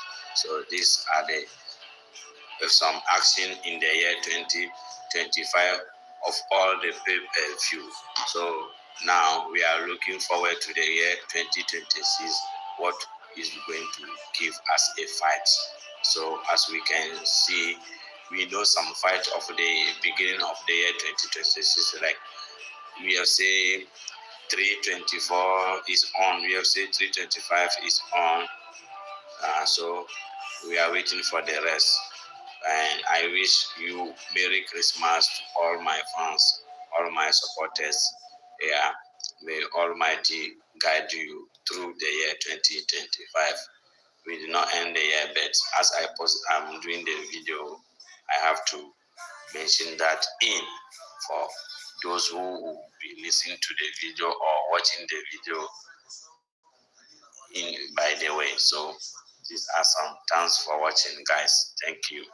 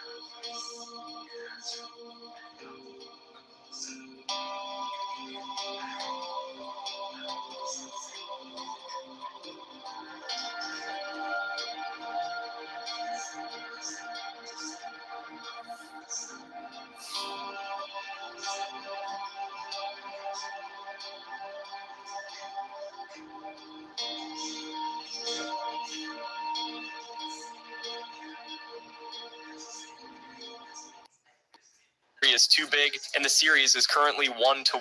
Either way, bantamweight just got a massive shake-up. Let's hear what Peter had to say. Obviously, you want to enjoy everything now, but do you feel there's a need for a trilogy with Merab at some point, or is it done at this point? You know, I think Merab should really just get the boys, get into the jacuzzi, think about it, and then we'll see. If you had to choose, what do you think is the next step? A trilogy with Merab or a fight against Umar? And who do you think is a more dangerous opponent? But you saw the fight of Merab versus Umar. You saw the way that fight went. So who's more dangerous? They can rematch, and then we can see what happens. You know, just understand the fact that for me to get the opportunity to fight for the belt again, UFC made me go 3 more fights before I was able to get into the contender position again. Dana White finally spoke up about Arman Tsarukyan's future and responded to Tom Aspinall's recent remarks about his eye injury, in which Tom claimed Dana had downplayed the severity of his condition. In the UFC 323 post-fight presser, Dana clarified that everything had been misinterpreted and that he was simply passing along what he had heard from people monitoring Aspinall's condition. Dana emphasized that there was no disrespect intended toward the British champion. Henry Cejudo stepped in and warned the heavyweight champ, telling him to tread carefully around Dana White, calling him the boss who ultimately controls fight bookings. Aspinall and Cyril Gann are still scheduled for their rematch sometime in 2026, but his eye injury has kept him sidelined for quite a while and he hasn't resumed training yet. Dana also confirmed that the UFC is closely monitoring Tom's recovery and will ensure he's fully cleared before returning to competition. Meanwhile, fans are eagerly awaiting updates on when the highly anticipated rematch will finally take place. Regarding Arman, Dana stated that he does not currently deserve a title shot. He didn't suggest that Arman would be next for Topuria after Justin and Paddy. He explicitly said Arman needs more wins, even after his highly impressive destruction of Dan Hooker at UFC Qatar. Let's dive in. Arman Tsarukyan, obviously the odd man out now. We expect Ilya to be unifying against the interim title winner, which would make a long runway for his I wouldn't say that he's the odd man out. You know, he had an opportunity, and you guys know how that played out, and he's gonna have to work his way back. I don't give a shit what the number says. He's gonna have to work his way back. There's just too much goes into this for those type of things to happen. You know, we had a little. We were talking back in my room tonight, and we were talking about all the crazy shit that's happened over the last 20-something years. But you can't do that. You can't get the opportunity, and then it can't end that way. So he's got to work his way back. Ilya Topuria somehow managed to grab the spotlight even though the event wasn't centered around him. After Petr Yan's win, Yan sat down with Russian outlet Golos Obi MMA, and his tone toward Merab was far harsher than in his previous English interviews. This time he didn't hold back, he openly claimed he broke Merab. Did you see the damage I put on him? No one else has been able to damage him like I did. He just broke today, that's it. I broke him. He's in a jacuzzi now with his friends. Naturally, those comments spread like wildfire online, catching everyone's attention. Even UFC lightweight champ Ilya Topuria got involved. During a live Instagram session, he broke down Merab's fight and didn't shy away from firing a warning Yan's way. It's worth noting that Ilya and Yan have a pretty long-standing history of tension. At one point, there were even talks of a matchup when Ilya was featherweight champ and Yan a top bantamweight. Given their striking-heavy styles, some fans thought that fight could have been a genuinely competitive clash. Now, with these recent comments, the feud is heating up again, and Topuria isn't letting Yan off easy. Merab, brother, life has its ups and downs, but no matter what, you're always the best in our eyes. You'll come back stronger, faster, and unstoppable. Yan, Merab is like a brother to me. He is my family, you understand? Watch your words. I hope you show some respect. Words matter. We don't want any problems, but make sure you behave yourself. The buzz around Petr Yan's stunning upset over Merab Dvalishvili isn't slowing down. Yan's performance, defending 27 of 29 takedown attempts while outstriking The Machine in a 5-round clinic, has been hailed as one of the best comebacks in UFC history. With his record now at 20-5, Yan joins Dominic Cruz and TJ Dillashaw as the only bantamweights to reclaim a title after losing it. Yan didn't just neutralize Dvalishvili's record-setting wrestling, he matched his legendary cardio and punished him with precise boxing boxing, and body kicks. Merab, who came in on a 14-fight win streak, admitted afterward, quote, "I was trying to make it entertaining by standing and trading, but he was better today." Jan's takedown defense hit 93%, and he even landed 5 of his own. Official scores were 49, 46 twice, and 48, 47 once, though many fans and pundits called it a sweep. Media outlets like Yahoo Sports called it seismic, as Dvalishvili's run toward Fighter of the Year ended after 3 defenses in 2025. Former champion Robert Whittaker applauded Jan's strategy and precision, noting how he controlled a record-setting opponent. This win solidifies Jan at the top and sends shockwaves through the bantamweight division. The UFC will most likely book the rematch between Peter and Merab somewhere in the middle of 2026. A trilogy fight that will settle the score once and for all. Let's see Rob's reaction. The pure Jan we saw in the octagon against Merab tonight was, in my opinion, the one we saw before he lost the title to Sterling with that funny knee, with that grounded knee. That's the pure Jan I saw tonight. That's the one that has an answer for every position. The one that has the highest caliber of skill in wrestling, jiu-jitsu, especially kickboxing, and most importantly, putting it all together. He went in there and dismantled Merab. Didn't slow down a second. Didn't give a single position. Took Merab down. Took the fight to him. And honestly, that was the most clinical, leveled up version of Pure Jan we have ever seen. Like this, skill-wise, that fight was so far above the rest of the division. Yeah. Like I don't think that Pure Jan that fight fought tonight doesn't lose to anybody. That was phenomenal, that performance. That's it from MMA Psycho. Thanks for watching. Don't forget to leave a like and subscribe for daily. Dans le groupe de la France, est-ce un groupe qui vous fait peur ou qui vous excite?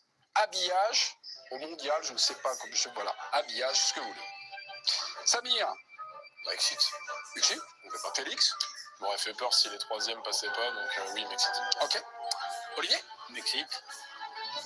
Mexique. Ah, d'accord. Ah oui, c'était pas dans le. Ouais, d'accord. Ça m'excite. Hugo? Ça peut que exciter. Ah ouais, ça peut. Ouais, alors, on aurait pu avoir des. Excité aussi? Ah ouais. Ah ouais? Mais oui. Franchement, vous n'avez pas peur qu'il se fasse sortir? Non, mais alors, Félix a raison. Il faut faire 3 points avec une différence de but pas horrible. Exactement. Alors, le fait qu'il y ait les meilleurs troisièmes, ça change déjà par rapport à 2002, où il y avait les 2 premiers qualifiés, où, effectivement, où la moindre défaite avait beaucoup d'autres conséquences que là.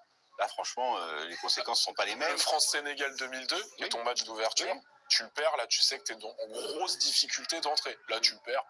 Oui, c'est pas si grave. En tout cas, c'est moins grave. Et c'est sympa d'avoir un premier tour aussi dense. Il faut quand même dire les choses. C'est la première Coupe du Monde à 48. Il y a quand même beaucoup de matchs dont on va se ficher complètement, pour lesquels on aura du mal à se passionner. Là, au moins, dans ce groupe-là, tout va être passionnant, tout va être intéressant. Il y a plein d'histoires à raconter. Alan Mbappé, le Sénégal, le retour de France-Sénégal. On sait pas quel sera le troisième adversaire. Et franchement, c'est un truc sympa. Et après, on a quand même l'équipe de France, enfin le football français, 4 finales sur les 7 dernières Coupes du Monde. Il y a quand même pas non plus de quoi. Enfin, voilà, c'est dense, c'est le groupe de la mort, c'est le groupe le plus dur, mais il faut pas exagérer. Vincent, c'est quoi? 2 éliminations au premier tour. Ah, c'est vrai qu'il y a des finales. Mais on a fait des efforts quand même. En 2002, Zidane était blessé, etc. Et tout. Oui, en 2010, on connaît l'histoire. Ah, mais c'est la dernière fois que tu as eu un groupe en Coupe du Monde aussi relevé, franchement. Ah ben, je sais pas. De mémoire, j'ai un peu sur Vincent que... 2010, on est sorti par Mexique, Afrique du Sud et Uruguay. C'était costaud, c'était pas mal. En 2002, avec la sensation des éliminatoires. En 2010, la France n'a pas l'équipe et la domination qu'ils ont aujourd'hui. Sur les mais tu vois, le Mexique, la Sud, organisateur, machin, mais là, tu as une équipe top 5 Afrique et la sensation des éliminatoires Europe, quoi, quand même. Je pense que le plus dur, ça reste 78. Olivier, tu y étais. Ouais. Argentine, Italie, Hongrie, c'était pas facile quand même. C'était un mondial à 16. C'était un mondial à 16. On ira prendre tous les souvenirs d'Olivier Rouillet, s'il s'en souvient ou pas. Tout de suite d'ailleurs. Oui, 78, donc c'est le tirage au sort, c'est en janvier, c'est à Buenos Aires. Vous étiez, enfin, Michel Hidalgo, le sélectionneur, n'avait pas encore donné sa liste, mais vous pensiez un peu Vous avez vécu comment ce tirage au sort? Enfin, il n'y avait pas de télé, il n'y avait pas de truc. J'avoue que le tirage au sort, Vous l'avez appris le lendemain dans la presse? Oui, oui, complètement. Nous, c'est dingue. C'était pas du tout. Je me rappelle plus si c'était en direct ou quoi. En tout cas, j'ai pas de souvenir exact. Ça, je suis bien d'accord avec vous. Par contre, vous l'avez appris comment? Une fois, la radio, le lendemain. C'est la radio à l'époque. Le lendemain, ou à la radio, oui, à la radio. Sûrement à la radio. Mais, oui, à la radio. Mais attends, on vous téléphonait? J'étais pas sûr d'aller en équipe de France, d'aller au mondial. Faut pas l'oublier. Mais bon, après, ça nous a interrogés. Mais bon, le pays organisateur, l'Italie, à ce moment-là, c'est quand même grosse cote. Hein, c'est pas les Italiens de maintenant. Donc, et puis la Hongrie, on ne savait pas trop. Mais non, nous, on était impressionnés. En ce qui me concerne, moi, j'étais impressionné par les adversaires. Qu'en pense Didier Deschamps, sélectionneur actuel de ce tirage au sort? Que ça fait un groupe dense. Eh oui, la Norvège a fait une campagne de qualification de très haut niveau en marquant énormément de buts. Il y a une motivation du côté du Sénégal, comme à chaque fois qu'il y a des équipes africaines qui rencontrent la France, parce qu'on a beaucoup de joueurs qui en sont originaires. On a 2 équipes solides et une inconnue. Ça aurait pu être pire aussi. Ça aurait pu être pire. Hier, on faisait un petit tirage. C'est le jeu, on faisait un petit tirage virtuel. Nous, on avait comme pire tirage Colombie, Norvège, Ghana. Et là, franchement, Sénégal, donc Norvège, et puis donc le barragiste. Moi, je pense que le Sénégal, c'est meilleur que la Colombie. Moi, ça me fait plus peur. Et le Ghana, c'est meilleur que la Bolivie, l'Irak ou le Suriname. Oui, aussi, ça. Surtout que tu es en année de Cannes et que les équipes africaines auront un vécu immédiat de grosses compètes juste avant, ce qui va les aider forcément, parce que la difficulté pour les sélectionneurs, c'est de construire quelque chose. En l'occurrence, ceux qui sortent de la Cannes, si ça s'est très mal passé, t'es dans la revanche, ça s'est bien passé, tu t'appliques. Le Sénégal, ils peuvent arriver avec l'élan d'avoir gagné la Cannes, hein. C'est possible, hein. C'est même probable. Ils sont dans les 2 favoris. Avec beaucoup d'expérience, ils ont des vrais joueurs. Bon, vous êtes tous excités, mes amis. Très bien. J'avais un petit truc, une petite stat, parce que des grosses nations éliminées au premier tour. Alors dans les clubs, enfin dans les... Non, c'est pas ça. Pas ça. 2022. L'Allemagne et la Belgique passent à la trappe dès le premier tour. Oui. C'est pas mal. 2018, Allemagne. Il n'y avait que 2. Il y avait que 2. Ah bah là, c'est vrai. En 2014, Espagne, Italie, Angleterre. Bye bye. Italie-Angleterre qui étaient dans le même groupe. 2010, France, on est bien passé. Italie également, championne du monde en titre. C'était les 2 finalistes au placard. Et puis en 2002, là, c'était la Saint-Barthélemy pour les gros. La France, le Portugal et l'Argentine. Là, votre parade, c'est les meilleures 3e passes, donc c'est le parachute. Tous ces exemples, c'est dans des groupes où seuls les 2 premiers passaient. Ouais. Et en 2006, c'était... personne n'a été éliminé. Alors qu'il n'y avait que les 2 premiers. Oui. D'ailleurs, je ne sais pas si la France a déjà terminé dernière de sa poule sur une... Bah oui, en 2002. En 2002, oui, 2002. En 2002, c'était là. Non, vous avez des questions, on a des réponses. Parce que dans tous ces exemples-là, il n'y a que la France où, dans la configuration actuelle, on saute quand même.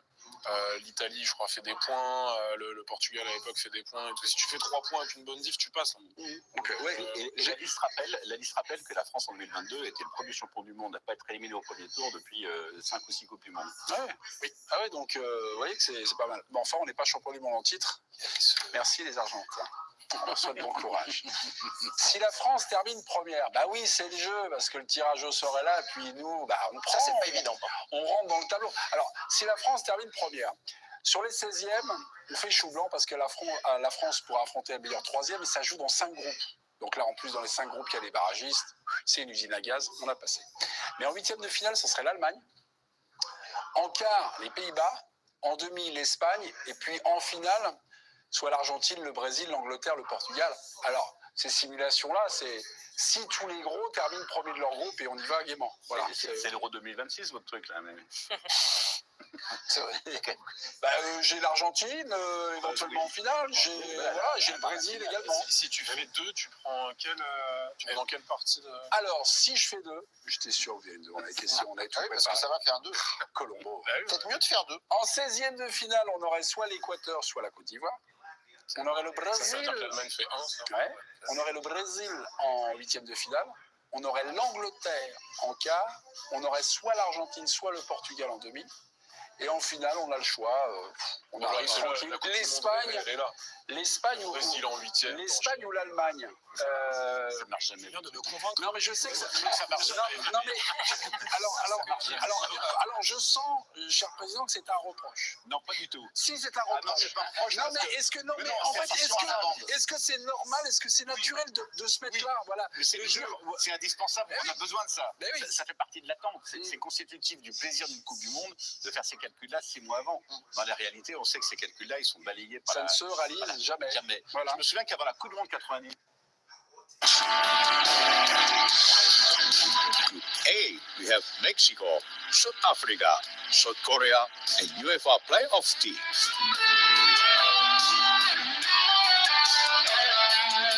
Group B, we have Canada, UEFA playoff A, Qatar, and Switzerland.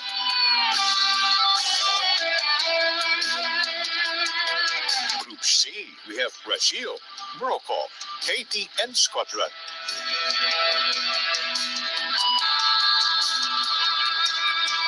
Group D, we have USA, Paraguay, Australia, and UEFA playoff G.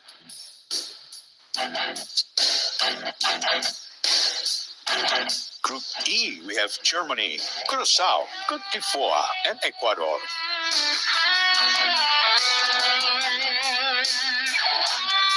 Group F, we have the Netherlands, Japan, UEFA playoff B, and Tunisia.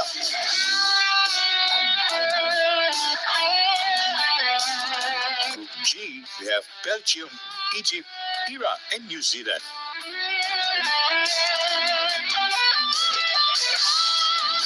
Group H, we have Spain, Cape Verde, Saudi Arabia, and Uruguay.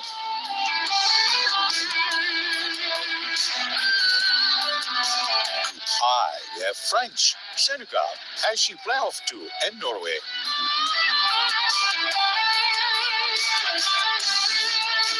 Group J, we have Argentina, Algeria, Austria, and Jordan.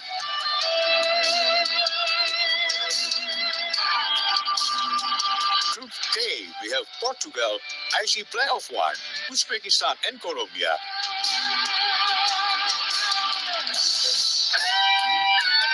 And Group L, we have England, Croatia, Ghana, and Panama.